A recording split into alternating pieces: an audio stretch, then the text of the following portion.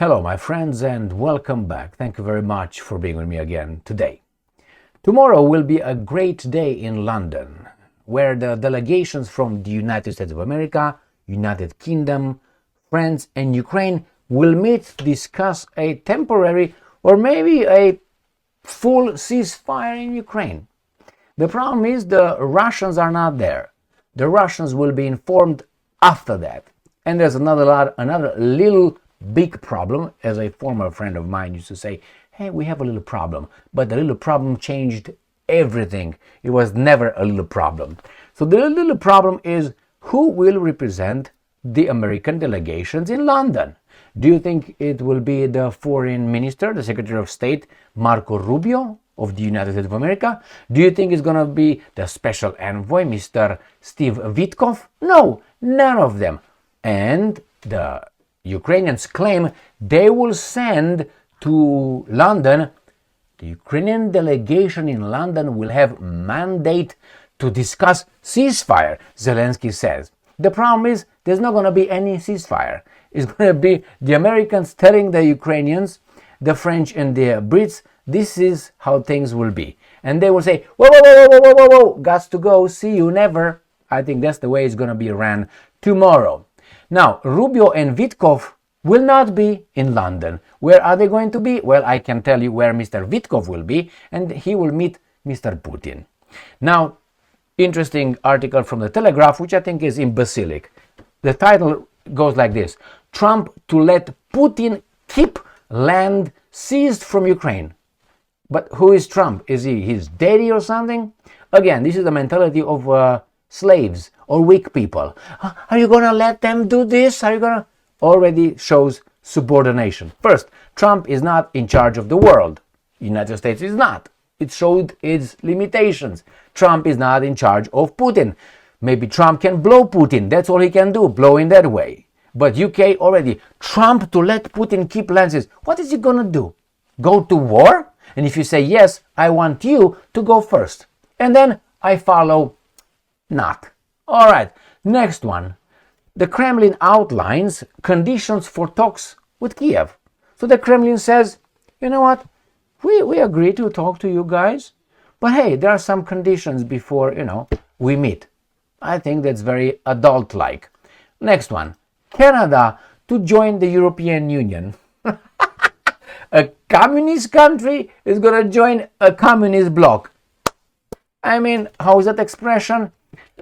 Birds of the same feather flock in the gap together. Something like that. And another thing, which is very unfortunate, it seems like Elon Musk is going to leave DOGE. He says, you know what, supposedly, reportedly, the guys did it. Because we don't like what you say, we're going to hurt your livelihood. Now, if that's not economic terrorism, I don't know what it is. Let's say you say something I don't like, and I pressure everybody else not to hire you, or simply to fire wherever you work. And I tell everybody when they want to employ you, don't employ this guy. And then you're going to try to open a business. When I try to open a business, I will go and pressure people not to do business with you. Then you're going to be dying. Your family will die. How do you call that? Do you call that freedom of speech? No, it's not. It's tyranny. But hey, it seems like it's acceptable in this case. Those guys did it all the time with their boycotts. But when you say boycott Israel, oy vey, let's put it in law that you can't do that. There are laws in the US where you have elected officials in certain states in the United States of America. They have to sign a pledge that they will not join a boycott against that particular state. I wonder why. Who's in charge of whom? You draw your own conclusions. Let's start with the first topic. This comes from Ukrinform, and this is from the 22nd of April 2025. Ukrainian delegation in London will have mandate to discuss ceasefire. Okay, good, you discuss ceasefire, but it's going to be no ceasefire. It's going to be whatever the Americans will tell you. That's how I think things will go. Why? The Americans did not send negotiators over there. The Americans sent a guy who's going to give these guys a little envelope. And this is the peace process we tell you is going to be. And then after they give them that, he turns around and leaves. That's what I did in one of my meetings. Pak, I would like to talk. Okay, Mr. Kosman, you speak first. I spoke. After I spoke, I said, thank you very much. Picked up my shit, and I exited the room. Everybody was like, yeah, I didn't care. I didn't care. Well, that's what I said. What do you say? I don't care what you say. Why? I have the power to do that. Well, it's very tyrannical, isn't it? Well, that's what people in charge do. Next one. So, Ukrainian president, because he's Ukrainian, Volodymyr Zelensky, Stein. Well, there's only one Y here, and sometimes it's with double Y. And this is a Ukrainian media outlet. Are these not Ukrainians or something? Has said that the Ukrainian delegation taking part in tomorrow's talks in London, held in the Europe+US. Europe. Okay, who's there? Format France, United Kingdom, Germany, Ukraine, and United States of America. Is this Europe? Is this Europe? How many countries in Europe? Europe+US. Again, these guys try to make it seem greater than they are. They are irrelevant. We'll have a mandate to negotiate a full or partial ceasefire. I think after they ask, I don't know, Albania. After these guys ask Albania and see what Albania has to say. After all, it's Europe, isn't it? I mean, Albania is part of Europe. Montenegro is part of Europe. No? Kosovo is part of Europe. How about that one? Shut your pie hole. Next one. Let's see where the Americans are while these guys are going to discuss. Okay? Russia Today, April 22nd, today. Rubio and Witkoff to skip London-Ukraine talks. Why? They're not going to talk about it. They already told them in Paris a few days ago how things are going to be ran. U.S. Presidential Envoy Keith Kellogg will represent Washington instead. U.S. Secretary of State Marco Rubio will not attend the upcoming Ukraine talks in London, despite earlier plans to participate. President Donald Trump's envoy Steve Witkoff has also withdrawn from the meeting, according to the Financial Times, and is expected to visit Moscow instead. Secretary Rubio is a busy man. And so when there are certain plans, they're conditional. And it is in this particular instance, while the meeting in London are still occurring, he will not be attending. But that is not a statement regarding the meeting. It's a statement about logistical issues in his schedule. That means priorities. Where is Mr. Rubio going to go? Let me see. He's not going to go anywhere. He stays home. Only Mr. Witkoff is going to go and meet Putin. Remember, Mr. Steve Witkoff is the Trump's special envoy in the Middle East, and is going to meet Putin the third time. I have to remind you, not inform you, because inform is like you don't know. Remind you that Russian Federation is not in the Middle East. Neither is Ukraine. So what is this Zelensky Stein dealing with the European Putin? Well, he's got another Zelensky Stein in Ukraine that he has to protect. Next one, The Telegraph. Again from today, April 22nd. Trump to let Putin keep land seized from Ukraine. So, is Trump supposed to stop Putin? By what kind of laws? International law? I thought that the United Nations is the one that has to vote, and then they say, okay, this is a violation. And then who's going to tell Russia to back off? And why United States of America? Why not Germany? Why not Great Britain? Why not, let's say, Albania? I tell you why. Because all these maneuvers are not based on equality and the rule of law and the rules-based world order, are based on Mademoiselle biceps.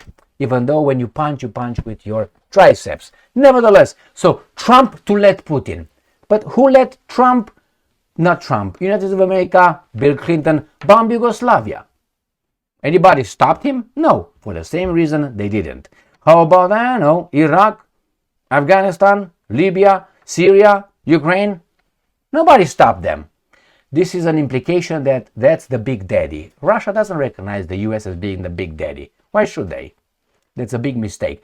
But this is how the Telegraph reports. Next one. Let's see Kremlin's conditions for talks with Kiev. This is from Russia Today. Kremlin outlines conditions for talks with Kiev. Ukraine has not yet lifted its self-imposed ban on negotiating with Russia, Kremlin spokesman Dmitry Peskov has said. So they say, you know what? Whenever you hear the media operatives in the West, the Russians don't want to talk, the Russians don't want to have peace. The only ones that have it in their law not to talk to the Russians are the Ukrainians. Not the Russians, are the Ukrainians. Got that? All right. The conditions. Kiev needs to scrap its own self-imposed ban on talks with Russian President Vladimir Putin if it hopes to facilitate future bilateral talks regarding the Ukraine conflict, Kremlin spokesman Dmitry Peskov has said. Got it? Got it. Next one. Let's see how the baboons in Canada want to join the European Union. It just fit. Sputnik. Canada's desire to join the European Union. Revenge on Trump or Neocon grand design. Canadians want to join the EU while Prime Minister Mark Carney says the old relationship with the US is over. Why is Canada parting ways with the US? Canada's alleged desire to join the European Union, alleged, that's the word, stems from a fear of strategic loneliness. Loneliness. Following the US becoming Ottawa's single greatest threat. Sean Narin, a professor at Canada's St. Thomas University, tells Sputnik, why Europe? Canada is in a very awkward position, a natural choice. Well. Let's go back to this. If you need to join something to be stronger, that means you're weak. You know, weakness is collective or cowardice is collective. Courage is individual. I mean, when you see someone standing tall alone, you know that person is courageous and strong. If you see a few weasels walking together like the US with its baboons vassal states, that tells you someone is weak. I have to remind you that the United States of America in the past at least 30 years has not fought one war alone. Why? If you think it wanted to gain legitimacy, you can look at that. But it fights what? Houthis? It fights the Houthis. I'm going to bombard the Houthis right now. They bombarded what? What's his name? Gaddafi? Libya? 4 million people? They bombarded what? Syria? Or maybe Iraq? 20 million people? Or maybe Afghanistan? Now they went into Russia and they got a bloody nose. And they say, whoa, we're going to mediate. We're not going to mediate squat. You lost. All right, Canada should fit into the European Union. Let's put it this way. They're both communists and they're going to go to hell. The problem is this. Canada, unfortunately, has resources. That's all. Resources. Nothing else. They have too many non-Canadians, let's put it nicely, non-Canadians who will going to outbreed the Canadians. And they will get, and will, how do you call it? Inherit your Canada. So they will be in charge of your Canada. And then they will get together with the embassies in Europe. And Europeans will be also owned by other people through their imports. Why? Sturdy guys from other continents will help your women give birth to the blue-eyed blonde guys of Europe. Yeah. You like it? And if you don't like it, why the other guys are not saying let's import some Europeans into our countries? Why is it always the other way around? Who's behind this?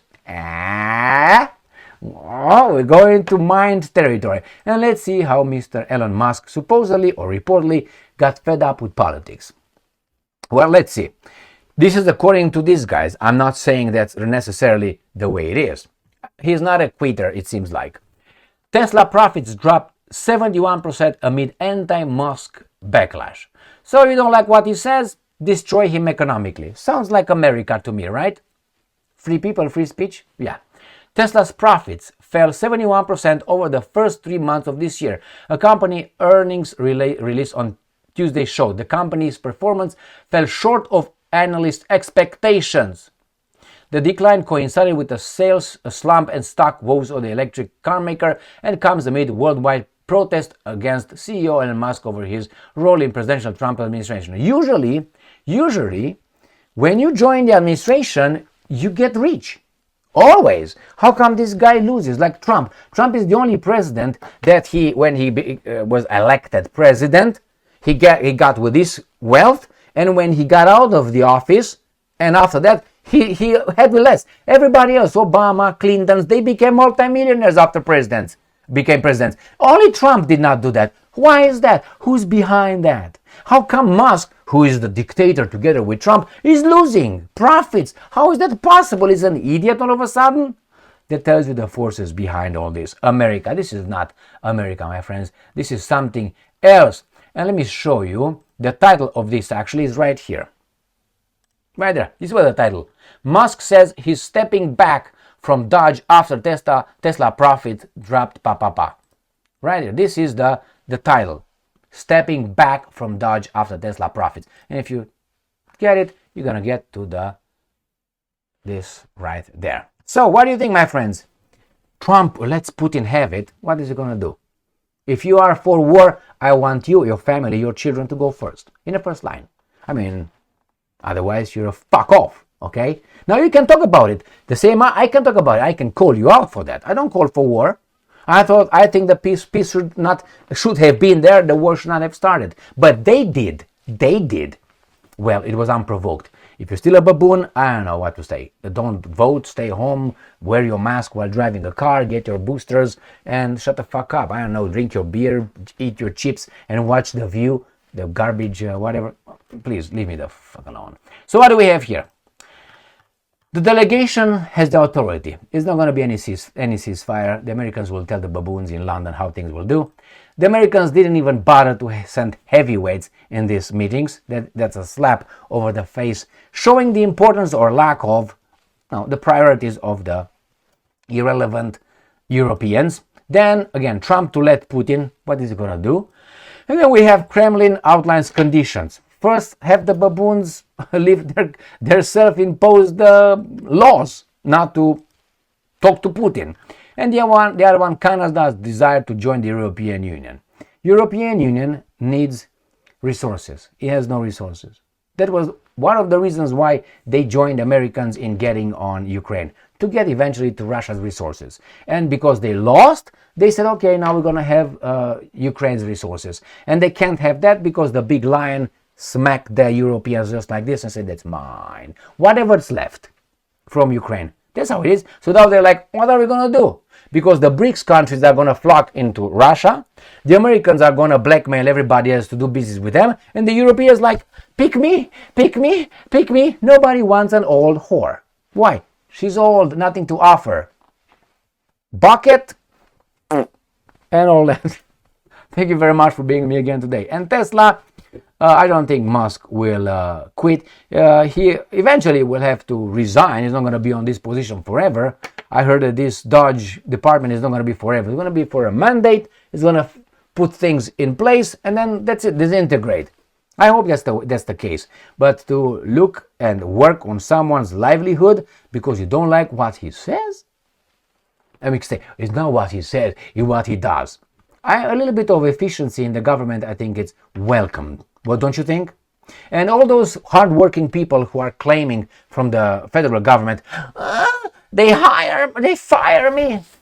Do you deserve to have a job? And the answer is yes, yes, yes, I am, because I'm good. Okay, if you're good, go back on the market and you're going to prove through your abilities that you're good. And you're going to get other jobs better than that. You're going to be a CEO overnight. Why are you scared, homie? Because you know you don't value how much you think you value right now being a federal employee. That's what it is. Otherwise, say, no, fuck it, okay?